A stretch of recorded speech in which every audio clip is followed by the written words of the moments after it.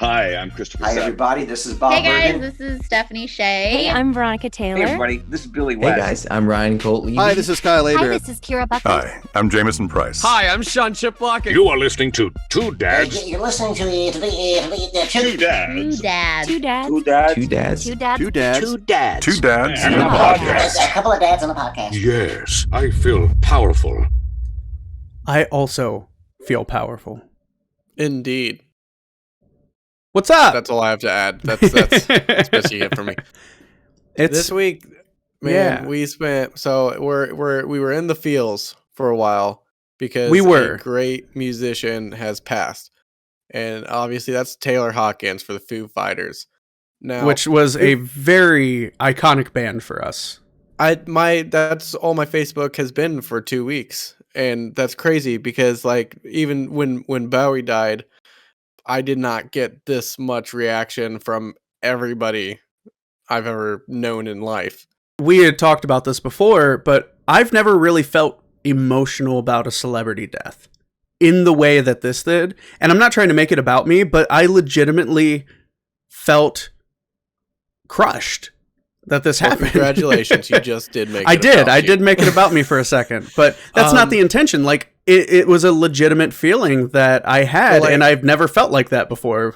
And I was like, you're the same what way. Is this? Foo Fighters was never my favorite band. But no, I can't say it was my favorite band, but it was incredibly one of the most influential bands and most impactful. I mean, that's the soundtrack of us growing up was Foo Fighters. 100%. And congratulations to them. Medicine at Midnight is phenomenal and got recognized at the Grammys, obviously. Yep. And they're got the most Grammys of any American band ever, which is awesome. They definitely deserve it.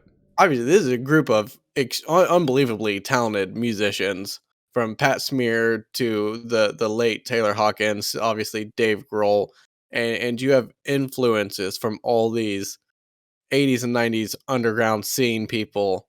And it coalesced into something perfect. So we're gonna and we did something a little different this week. Fun.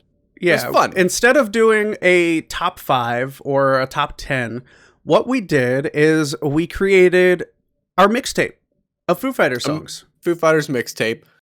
And honestly, this is because we don't want to be sad about this anymore. We want to celebrate the man's life. Absolutely. So this one is for Taylor Hawkins, a legendary drummer, one of the best of all times. And as a drummer, you know, he was a huge influence on the kind of music I listened to and the kind of music I wanted to play. So that was real big. So when you're listening to this, you can kind of treat it as Felix is A side, I'm B side. Let's get our mixtapes.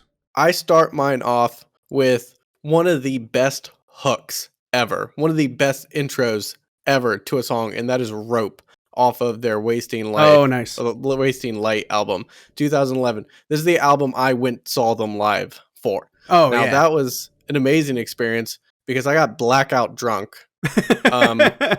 And then I went to the bathroom and he lost me. Okay, we were in nosebleed seats. I come out to the second song of the set, like that's when I come to, and it is this song Rope. And it's got the what do you call it? It's got the tremolo effect on the beginning. I had to look at my pedal board because I couldn't remember. It's got the tremolo effect, so it's got the dun dun dun dun dun dun dun, and it hits hard, and that's what brought me to. And suddenly, instead of being in nosebleeds, I was up like towards the front of the stadium and surrounded by some awesome people. It was a great fucking show. Nice. So nice. I like that. That's a very solid first choice. Track 1 on B side. I chose mine a little bit different. I kind of wanted to tell a story throughout, and it's a very chill instrumental that has a really fun story behind why it was written, and it's Ballad of the Beaconsfield Miners. Oh, I love that one, man. I absolutely love it. That's it's a crazy. shorter song. Yeah. It's a beautiful instrumental, and it was written simply to help lift the spirits of 2 men who were trapped in a mining accident. And right. It was all this beautiful picked guitar, and where, it has this where kind was of the accident? I believe Australia. Okay, but I couldn't remember. The music, it almost had like a Western sound to it, and it was just this it threw me off. It's 100% not like the rest of their music, and it's very different in the feel. The crazy thing about Foo Fighters is they can imitate almost any style, any band they have successfully imitated, and those influences are sprinkled out throughout every album. And you'll get that, I'm sure, on both sides of ours here. But that's what started me in. It's kind of easing us into the rest of the playlist. But the thing that sticks out about them is there are 0 bands that can imitate Foo Fighters. I 100% agree. I move on in my list. Mine, unlike yours, mine is all about the flow of sound and sort of emotional ride. Unlike mine, mine's kind of similar to that. It's just in a different way. But you're telling a story. I'm telling a vibe here. So I flow into All My Life. Oh, that's such a good that is song. off of One by One, and the only thing I did here was you get the first song Rope, and then you get All My Life where it goes closer to the prize at the end of the rope. And so I kind of, tied the two things together a little bit, but like a rope. So, yeah. Yeah. See, this is off their 2002 album. Probably the biggest song off that album, obviously, because One by One is the name of the album, and One by One is in the lyrics of this song. So it's one of my all-time favorites that they've ever done, because you get to the bridge sort of part and you just yelling. He's like, Grohl's just fucking yelling, man, and the drums are going heavy, and the bass on the drums lining up with the rhythm of the guitar just fucking makes your heart pump faster and faster. Don't drive while you're listening to the song on full blast. Definitely. Well, track 2 for mine is I'm easing us into it, and it's a very, very different song than what you're used to from the Foo Fighters, especially in comparing it to Rope and All My Life, is Virginia Moon from In Your Honor in 2005. This song threw me off the first time I heard it. I was not expecting this beautiful bossa nova in the middle of this rock album. And it is just absolutely wonderful. And it just completely, like I said, it threw me off. They brought in Nora Jones, who's an American jazz pop singer-songwriter, and she joined Grohl in creating this and writing it. And she actually talked about how it was very complex in the way the songs move. And she was a little disappointed she didn't get to rock out with the Foo Fighters. Which I get, but they created, just like I said, this amazingly complex song. Yet it's incredibly beautiful and easy to listen to. Yeah, and Nora Jones, obviously the daughter of the great Ravi Shankar, and so she's got, like, you get a talented person like her. Jump this collab just was an absolutely phenomenal piece of art, and I'm so happy that I got it. Like I said, I was not expecting this jazzy bossa nova kind of song. So my number 3, after I just hit you hard, I cleanse the palate with Stranger Things Have Happened from Echo, Silence, Patience, and Grace, and it's very nice. It is all acoustic, so I know it's like, well, where is Taylor Hawkins in this? This is your guys' Taylor Hawkins celebration. Well, if you don't know much about the Foo Fighters, which I'm sure most of you do, they start every album before they start recording. They go down, and Grohl and Taylor Hawkins would lay down scratch tracks. They would write out the guitar parts most of the times. And so in recording, you lay down a scratch track. It's kind of like the demo. It's the outline of the song. And then you build off that.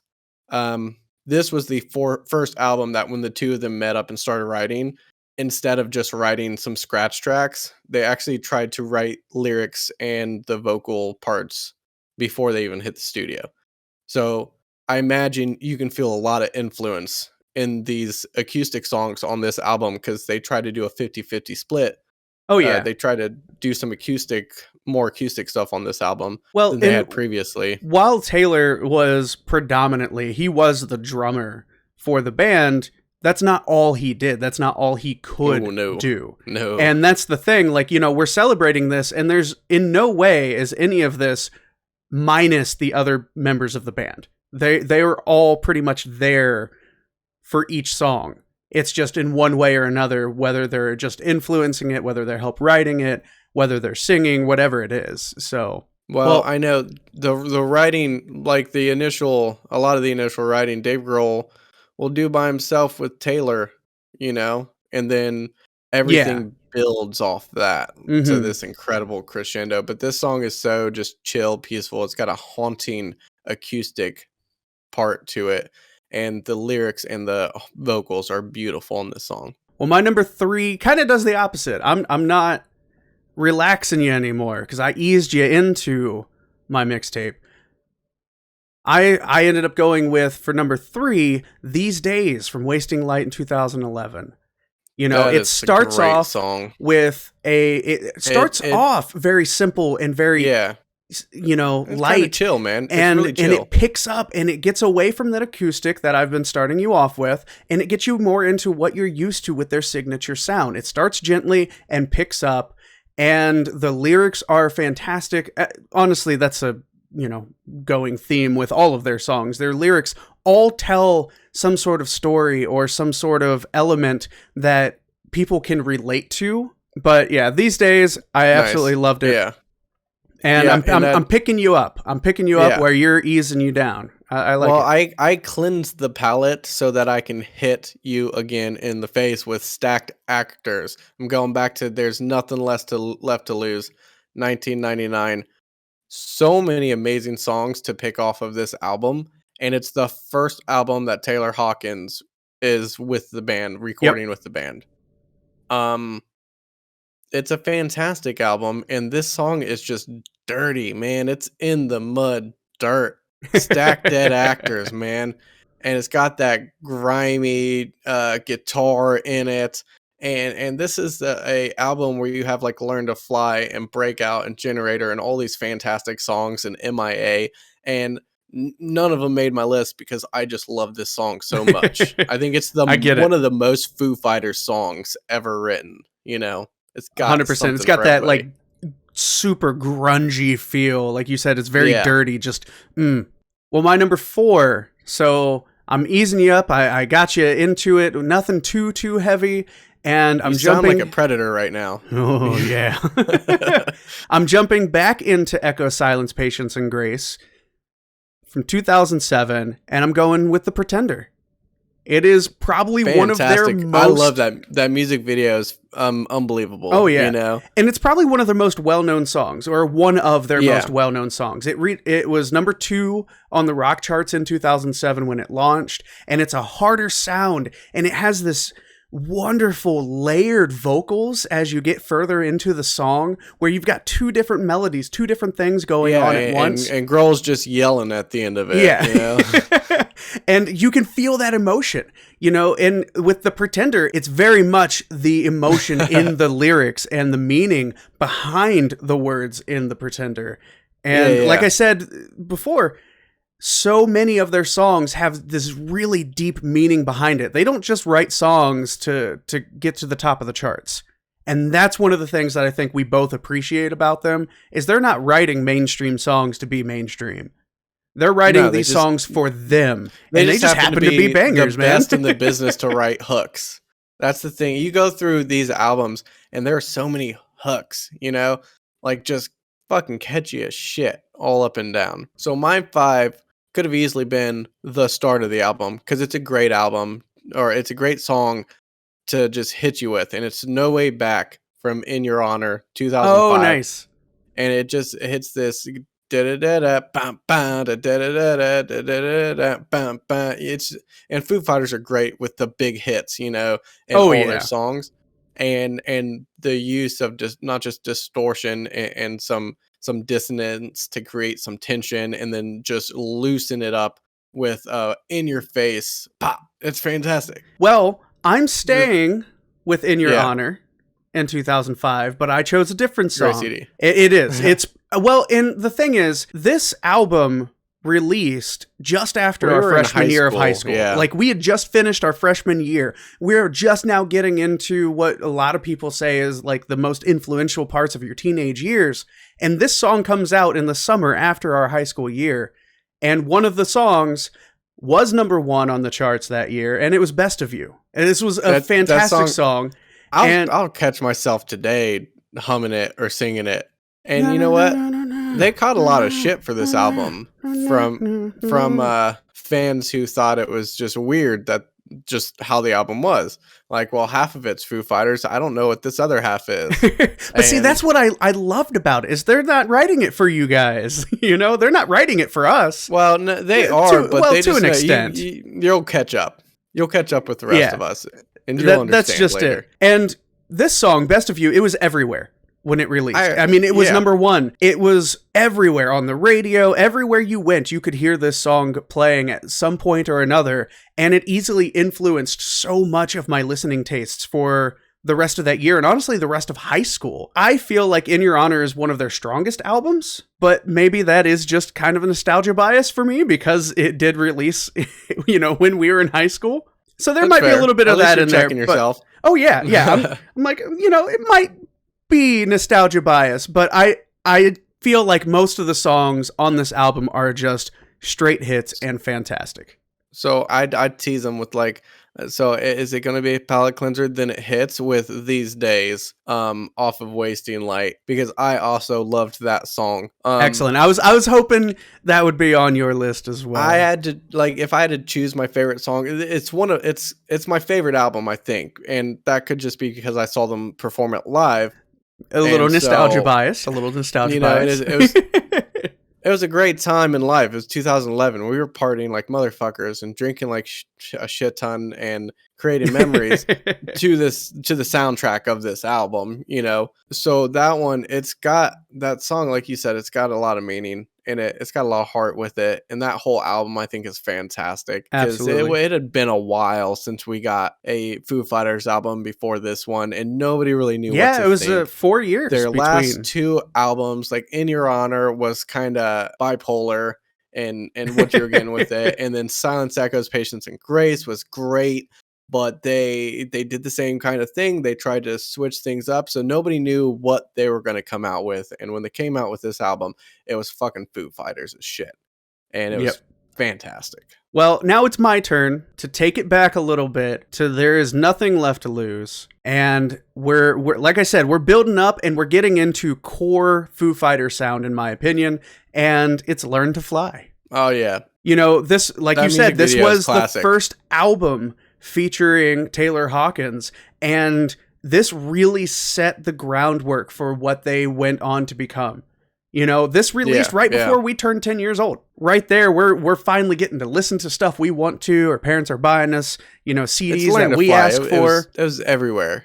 The song was everywhere. Well, and the album itself, There's Nothing Left to Lose, won their first of many Grammy Awards. Right. Like that was their first Grammy, sitting there with this album. And honestly, there's so many great songs on it, but Learn to Fly is probably my favorite one from it. I think with my flow, the way I was going with this mixtape, the next song, back to In Your Honor, Best of You, not just because of how iconic of a sound that song is, and whether you hated it at the time or didn't, or loved it at the time, you can't get it out of your head. You know, it's so catchy. I instantly learned how to play it on guitar. I instantly learned all the words to it, and it's got one of the most intricately phenomenal drum parts ever. Like, he's all over the place, like a fucking ninja with precision on his drum kit during this. Mm-hmm. It is fucking fantastic.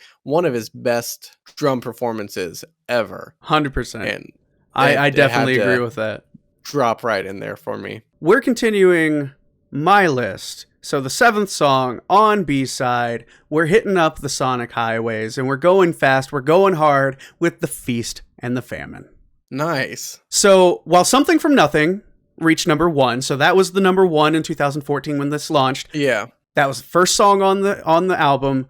Feast and the Famine was second, and it hits you hard. It's fast, it's heavy, it's in your face. Yeah. And I loved it. And the Sonic Highways, the story behind the creation of the album and the songs, were fantastic. They have this documentary on HBO, and they traveled to different cities and interviewed local musicians and literally wrote their lyrics based off of these interviews. And this one they recorded in Arlington, Washington, D.C. Yeah, when you watch the documentary, he's taking notes the whole time, and he pulls straight from what these people are saying to write the lyrics from it. Because it's Grohl, he's good at this type of shit. Oh And yeah. His lyrics are very fantastic. And I don't know, man. Sure, Something from Nothing is a fantastic song, but The Feast and the Famine, I just love how fast, how hard it hits, and when you're done, you're just like, whew, that was a hell of a song. They didn't just interview people there. They also met up with local musicians and got to know the local style to try and get influence from that also, which is crazy cool. I mean, why you get to go jam with Foo Fighters for the day so they can make an album. I mean, that sounds like a hell of a time to spend to me, man. So my number 8, I hit the crescendo with probably my favorite Foo Fighter song of all time. I know I told you it was See You, and I love See You. It's got a place in my heart always. But Let It Die has to be one of the most perfect songs ever written. This is another one off of Echo, Silence, Patience, and Grace from 2007. And the lyrics are so... like, he doesn't pull any punches with these lyrics. They're very direct and intense. And the song is intense. It's just like, to me, that's the perfect crescendo for this, for my mixtape. I had to put it in here. I like it. That's a very solid crescendo. For me, the next song, I'm staying with Sonic Highways, and we're still keeping up the beat a little bit, but it's slowing down just a little. It's In the Clear, which is a fantastic song. And honestly, what really makes the song stand out to me so much is the lyrical rhyming scheme and the rhythm that they have with the lyrics just are fantastic. Another one that's incredibly catchy, and the way it flows with the music and the melody, I absolutely love it. I could listen to this song over and over. Yeah, I agree. That's a underrated album, and it kind of... for how I was introduced to it was through the TV show, through the documentary. I didn't even listen to the album start to finish until now because I'd heard all the songs on the doc. But it's a lot stronger than people, I think, probably give it credit for. Yeah, this one, they went to New Orleans for it, and they actually talked, did a radio interview with the bassist, Nate Mendel, and he said that it was his favorite city to go to when they were doing that because it was just an out of their normal, in his quote, we just did things that are so far out of our normal orbit of experience as a band. And I love that. Yeah. They're going out of their comfort zone to create amazing music and amazing songs. My number 9, I'm going with The Comfort, because after you hit the crescendo, you got to come down. So I'm giving one of their most comforting songs to me. It's an older song, One by One. What is that? 2002 for this album, and it's Times Like These. It is fantastic song. It's got fantastic meaning to it, and it's this is after Taylor Hawkins had a heroin overdose, and this song kind of comes back with learn to live again, learn to love again, and it's just the song. For me, I've heard it so much. It was everywhere. I challenge you to find a person that doesn't know this song, or at least hasn't heard it. Shit. Yeah, right. It was everywhere. Again, at the time, it was everywhere. It was on the radio. It was in stores. It was on TV. This song was everywhere, and it is an absolute fantastic song. It's honestly probably one of my favorite songs. Yeah, but again, it didn't quite fit my story with the way things were going and how I did my list. And it's not because it wasn't good. Now that we're almost all the way through, we should probably mention the reason you're not really seeing the first 2 albums. You're not getting Everlong. You're not getting those iconic songs. Is because Taylor Hawkins wasn't in the group yet. He wasn't there. Now, there are songs that he made his own and completely mastered and owned those songs. Oh yeah, and he played them, but he wasn't there to create them, like Everlong and My Hero, which are 2 majorly iconic songs, Monkey Wrench. Right. All right. We're on to your number 9. We're on to the second to last song, and I'm easing you back. We hit you hard, we hit you fast the past couple songs. We're getting in there with upbeat, and we're slowing it down with the song that just won Best Rock Song at the Grammy Awards, Waiting on a War, from Medicine at Midnight. just Well, released that's last year. interesting because my number 10 and the way I mellow us out and smooth out the ending and stick the landing is with Waiting on a War. It's a fantastic song. It Okay, is so pure, and yeah. the story behind why it was written and how it was written is honestly kind of heartbreaking when you Yeah. really like look into it and learn this about Dave Grohl and his life and him growing up and everything.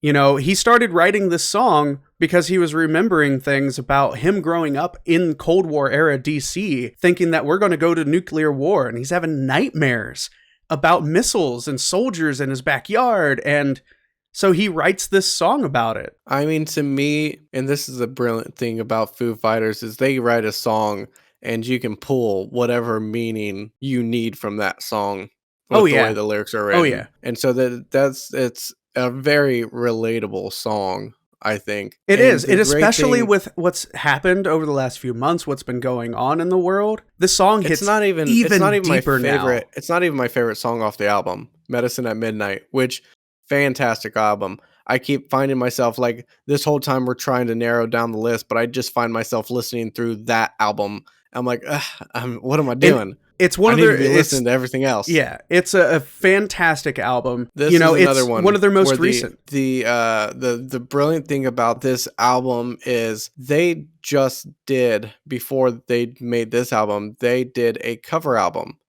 of a Bee Gees album, start to finish. Yeah, the And DGs, Hail Satin. You can hear influences in this man. album from the pop, disco, funk sound. Oh yeah, all over this album. And I almost wanted to put a DG song on here, but I was like, they're not their songs, so I'm gonna pass. I wanted to too, but what are you gonna do? Fantastic covers. You should 100% listen to that album. Yeah, it's fantastic. Waiting on a War isn't even my favorite song on the album. It's just the song that fit what I was doing. I mean, Medicine at Midnight itself, No Son of Mine, were all fantastic songs off this album. I can't believe they wrote an album so good this late in their career. It just blows my mind. And it's almost bittersweet it winning Best Rock Song at the Grammy Awards because it was just 9 days after Taylor's tragic death. And so honestly, what better way to honor his memory and how amazing he was as part of the band and just as a musician in general than one of their newest songs winning that Grammy Award. Well, so how do you wrap up yours? I'm wrapping mine up. Bow on the present. It's the longest song, and I guess if you really want to get technical, it's not by the Foo Fighters. It's by Dream Widow. From Studio 666, the movie, they performed these songs, this album, Dream Widow, as the fictional heavy metal band Dream Widow from the movie. And oh my goodness. It's a great album. It's a great album. I finished this up with Lacrimus de Ebrius, and it's just an amazing tribute. You just wanted to make your B-side last longer than my A-side. So you're like, I'll slap a 10-minute song at the end. Not quite. But dude, this song just, when I first heard it, because I just listened to the album not too long ago, crazy it hit good. me. I was not expecting. Didn't know they could. Honestly, the whole album, this heavy metal album, when the first song came on and they're screaming, I'm like, holy shit, Grohl. I didn't know you could do that. Well, I mean, he screams all the time, but not like that. Yeah, Death Clock, not like that. Cannibal Corpse, sort of, just like growl, like fucking. I finished my B-side off with the last song that they came out with. It's the last song on the album, and it is just this fantastic heavy metal instrumental through and through, and it takes you through almost like every era of heavy metal. You have the slow rise into it where you get like this kind of 80s feel to it, and then it gets a little more heavy and grungy, and then you have more modern style, and it's just, it starts slow, it lifts you up, and then it eases you back down. And it is a fantastic song, and I felt that was the most appropriate way to end my mixtape, is start with an instrumental, end with an instrumental. I mean, you did it. I did. It's too late now. Man, I had so much fun listening to all these songs. There are so many on there. There was another one from Dream Widow that I was thinking about. Cold was a fantastic song on there. You know, you have Razor, which was another like very slow and very hard hitting with the lyrics and what's happening in the song. There's just so many that I wanted to have, but as I was going through, I was like, I can kind of create this story and, you know, ease you in, lift you up, and then ease you back out. And honestly, if I made this list next week, it would be a completely different list. It just depends on your mood, depends on what's going on, depends on how you feel. Do you have a favorite album? Well, I told you, I probably, again, nostalgia probably, but In Your Honor. Right. It is probably I still think on mine there. would be Wasting Light. Wasting Light is a fantastic album as well. I just think it's so strong beginning to end. Yeah, I can see that. Like, there's no song where I'm like, I could skip this. Which I mean, you don't get as often with Foo Fighters as you do other bands, but you'll still get it every now and then. But yeah, I had so much fun listening to all of it. And there's a bunch of other like little leaked songs and stuff, little EPs and some other things, but this was the heart and soul from 1999 to 2022, and this was Foo Fighters. We don't know where it goes from here. We know like there's nothing like a Foo Fighters concert. There's no fandom that is so just like once you get there, everything else in life checks out. And you're just there to have fun. And that's exactly what they've always intended to do. They put on one of the best shows ever. Both Dave Grohl and Taylor Hawkins and the whole band, they're just these genuine people as well. You know, you hear these stories with Dave Grohl doing these drum battles with kids, or, you know, Taylor Hawkins meeting this 9-year-old little girl who's, you know, playing drums outside of his hotel. They were just genuine people creating music because they loved it. And that's why we kind of fell in love with the band, fell in love with the music, and that's where we're at now. Hopefully we get more in some sort of capacity, whatever it is. We're there to support, we're there to love, and we're there to whatever they need, you know. That's the one thing this fan base is loving and supportive. So oh yeah, I don't think a single person from the canceled shows is angry that they were canceled. Oh no. In any way, shape, or form. So we will be posting these on Amazon Music and YouTube. And so YouTube Music. Start to finish. Yeah, we'll have playlists. So we'll have the A-side playlist, we'll have B-side playlist. There is some overlap. And of course, we knew there was going to be some overlap with our songs. Yeah. But I'm very happy that our lists were very different. And that just shows you how vast their library of music is well, I narrowed it down to about 30 to 40 songs before I started picking. See, I narrowed mine down, and then I narrowed it. I can't remember what my first number was, but then I kept nitpicking until I got to about 20. And that's when I was like, okay, with these 20, what can I do for kind of that mixtape that was the cop feel? out. That was the cop out of the mixtape. It was how else are you going to get it down? We tell a story. We put it in an order that makes sense to listen. I cut it down to 10 and it was extremely painful. And then from 10, I'm like, I gotta rank them. Yeah, there was no way we were gonna rank these. That? But that wasn't gonna happen. If you guys have a favorite Foo Fighters song, a favorite album, let us know. Let us know. We would love to hear it. If you make your own mixtape and send it to us, we would love to listen to it in the order that you personally feel is best. And you can do that on Facebook, Twitter, and Instagram, and YouTube, all at 2dap2020. And of course, you can email us at 2dap2020@gmail.com. And next time on Two Dads and a Podcast. Well, next time, next time we're going to do something. We haven't really thought that far ahead because this took up so much of our time. There was so much to this, and trying to narrow down their entire library of music into a list of just 10 songs was a lot harder than I expected it to be. Yeah.